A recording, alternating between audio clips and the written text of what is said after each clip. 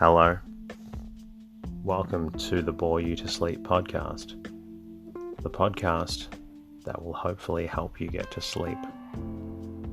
I am going to read an open source book, one that is not particularly interesting, but one that is hopefully boring enough to get you to sleep.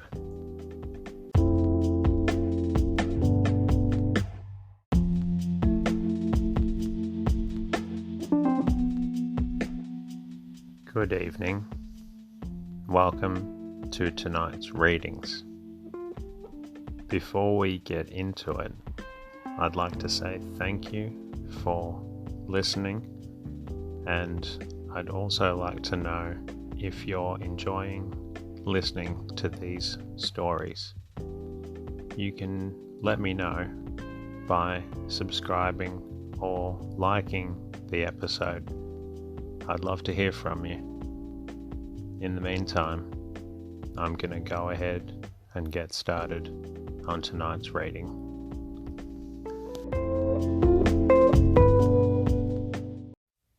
Tonight's readings are going to continue from The Awkward Age by Henry James. Tonight, we're starting with Chapter 3. Mr. Longdon is the name of the chapter.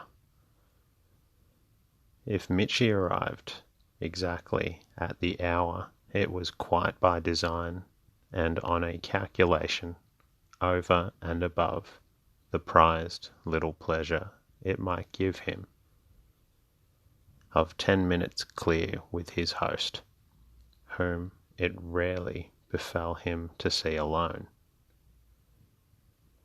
He had a theory of something special to go into, of a plummet to sink or a feeler to put forth. His state of mind, in short, was diplomatic and anxious. But his hopes had a drop as he crossed the threshold. His precaution had only assured him the company of a stranger, for the person in the room to whom the servant announced him was not old Van. On the other hand, this gentleman would clearly be old. What was it? The fellow Vanderbank had made it a matter of such importance he should really know. But were they then simply to have a tea together? No. The candidate for Mr. Mitchett's acquaintance, as if quickly guessing his apprehension, mentioned on the spot that their entertainer would be with them. He had just come home in a hurry, fearing he was late, and then had rushed off to make a change. Fortunately, said the speaker, who offered his explanation as if he had it on his mind, fortunately, the ladies haven't come yet. Oh, there are to be ladies? Mr. Mitchett was all response. His fellow guest, who was shy and apparently nervous, sidled about a little, swinging an eyeglass, yet glancing in a manner a trifle bird-like from object to object.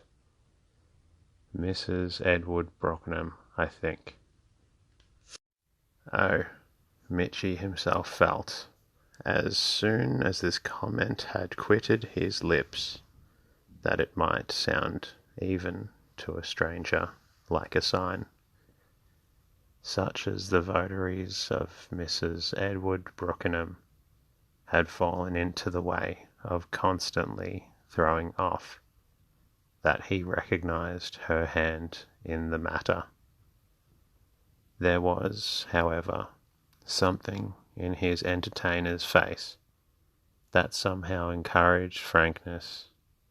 It had the sociability of surprise. It hadn't the chill Mitchy saw at the same time that his friend of old Van's would never really understand him, though that was a thing. He at times liked people as much for as he liked them little for it at others. It was, in fact, when he most liked that he was on the whole most tempted to mystify. Only Mrs. Brooke, no others? Mrs. Brooke, his elder echoed, staring an instant as if literally missing the connection, but quickly after, to show he was not stupid, and indeed it seemed to show he was delightful, smiling with extravagant intelligence. Is that the right thing to say? Mitchy gave the kindest of laughs. Well, I dare say I oughtn't to. Oh, I didn't mean to correct you, his interlocutor hastened to profess. I mean, on the contrary, will it be right for me too? Mitchy's great goggle attentively fixed him. Try it. To her? To everyone? To her husband? Oh, to Edward. Mitchy laughed again. Perfectly. And I must call him Edward. Whatever you do will be right, Mitchy returned, even though it should happen to be sometimes what I do. His companion, as if to look at him with a true appreciation of this, stopped swinging the nippers and put them on. You people here have a pleasant way. Oh, we have. Mitchy, taking him up, was gaily emphatic. He began, however, already to perceive the mystification, which in this case was to be his happy effect. Mr. Vanderbank, his victim remarked with perhaps a shade more of reserve, has told me a great deal about you. Then, as if in a finer manner, to keep the talk off themselves, he knows a great many ladies. Oh yes, poor chap, he can't help it. He finds a lady wherever he turns. The stranger took this in, but seemed a little to challenge it. Well, that's reassuring, if one sometimes fancies there are fewer than there used to be. I see what you mean, said Mitchy. But if it has struck you so, that's awfully interesting. He glared and grinned and mused. I wonder. Well, we shall see. His friend seemed to not dogmatize. Shall we? Mitchy considered it again in its high suggestive light. You will. But how shall I? Then he caught himself up with a blush. What a beastly thing to say, as if it were mere years that make you see it. His companion, this time, gave way to the joke. What else can it be, if I've thought so? Why, it's the facts themselves, and the fine taste, and above all something, an approach to some experience of what a lady is. The young man's acute reflection appeared suddenly to flower into a vision of opportunity that swept everything else away. Excuse my insisting on your time of life, but have you seen some? The question was of such interest that he had already begun to follow it. Oh, the charm of talk with someone who can fill out one's ideas of the really distinguished women of the past. If I could get you, he continued, to be so awfully valuable as to fill out mine.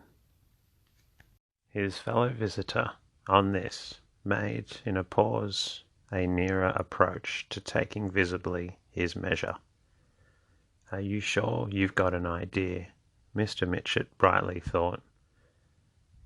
No, that must be why I appeal to you. And it can't therefore be for confirmation, can it? He went on. It must be for the beautiful primary hint altogether. His interlocutor began, with a shake of the eyeglass, to shift and sidle again, as if distinctly excited by the subject. But it was as if his very excitement made the poor gentleman a trifle coy. Are there no nice ones now? Oh yes, there must be lots. In fact, I know quantities. This had the effect of pulling the stranger up. Ah, quantities, there it is. Yes, said Mitchy. Fancy the lady in her millions. Have you come up to London, wondering, as you must, about what's happening? For Vanderbank mentioned, I think that you have come up in pursuit of her. Ah, laughed the subject of Vanderbank's information. I'm afraid pursuit with me is over. Why, you're at the age, Mitchy returned, of the most exquisite form of it, observation. Yes, it's a form. I seem to see that you've not waited for my age to cultivate. This was followed by a decisive handshake. I'm not an observer. I'm a hater. That only means, Mitchy explained, that you keep your observation for your likes, which is more admirable than prudent. But between my fear in the one direction and my desire in the other, he lightly added, I scarcely know how to present myself. I must study the ground. Meanwhile, has old Van told you much about me? Old Van's possible confidant, instead of immediately answering, again assumed the pince-nez. Is that what you call him?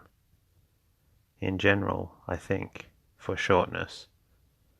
And also, the speaker hesitated, for self-esteem. Mitchy laughed out, for veneration. Our disrespects, I think, are all tender, and we wouldn't want for the world to do to a person we don't like anything so nice as to call him, or even to call her, don't you know? His questioner had quickly looked as if he knew something pleasant and vulgar. Mitchy's gaiety deepened. That discrimination's our only austerity. You must fall in. Then what will you call me? What can we? After which, sustainingly, I'm Mitchy, our friend stated. His interlocutor looked slightly queer. I don't think I can begin. I'm Mr. Longdon, he almost blushed to articulate.